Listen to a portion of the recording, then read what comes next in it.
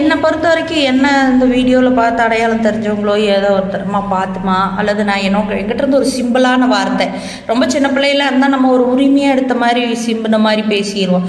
ஏன் சொன்னால் கேட்க மாட்டிங்களா, ஏன் பேசாமல் போக மாட்டிங்களா அப்படிங்கிற மாதிரி நம்ம அந்த மாதிரி சொல்லிடுறோம்.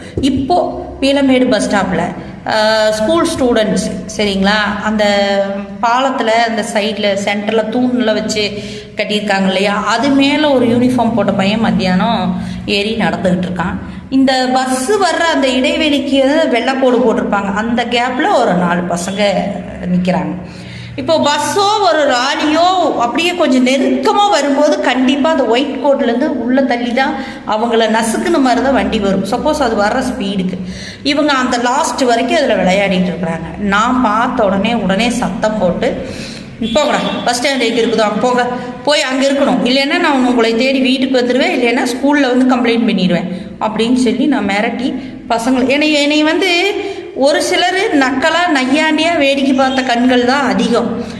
பக்குவத்தை சொல்கிறோம் அப்படிங்கிற கண்ணுக்கு ஒரே ஒரு கண்ணு தான். அந்த பையன்கிட்ட சொல்கிறேன், உங்களுடைய நலனுக்கு தான் சொல்கிறேன். நீங்கள் இங்கே விளையாடும் போது அந்த பாலத்தினுடைய திட்டு, அந்த சென்டரில் இருக்கிற அந்த தூண்கிட்ட இருக்கிற திட்டிலிருந்து தவறி விழுந்தாலும் உயிர் போயிடும்.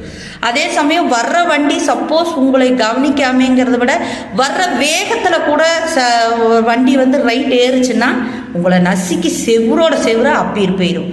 அப்போ இந்த மாதிரி இருக்கும்போது இதுக்கு நாங்கள் நகருங்க பிடிங்கன்னு ஒரு சத்தம் போடவோ ஏதாவது ஒன்று பண்ணுனா அதை குற்றப்பார்வையாக பார்க்குறத விட நீங்களும் சப்போர்ட் பண்ணி அங்கெல்லாம் போகாதீங்க, நிற்காதீங்க, நீங்களும் அதே இடத்துல தானமா இருக்கிறீங்க. உங்களுக்கு அண்ணன் தம்பி பேரன் பேத்தி எல்லா விதத்துலேயும் சொந்த பந்தங்களாக இல்லாட்டியும் கூட நீங்கள் நினைக்கிற நட்புகளோட சொந்த பந்தங்க பிள்ளைகளாக கூட இருக்கலாம் இல்லையா.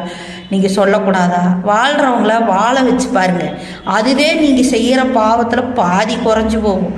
வாழ்கிறவங்கள வழி விட்டாலே நிறையா விஷயங்கள் நிறையா பேர்த்த வாழ வச்சுருக்குறாங்க. இந்த கொடுமைக்கு இந்த தண்டனை வேண்டாம் அப்படின்னு சொல்லி உங்கள் பூர்வ புண்ணியம் ஏதாவது ஒரு வகையில் வேலை செய்யட்டும்.